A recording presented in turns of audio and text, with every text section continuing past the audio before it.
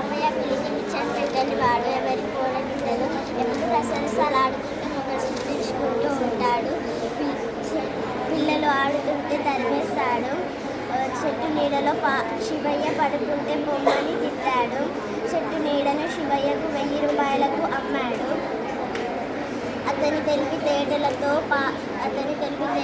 పాపయ్యను ఇబ్బంది పెట్టాడు. అతని ఇంట్లోకి వెళ్ళి తోటలోని కూరగాయలు కోసుకున్నాడు. దీనితో పాపయ్యకు బుద్ధి వచ్చింది. తన తప్పును తెలుసుకొని పశ్చాత్తాపంతో కుమిలిపోయాడు.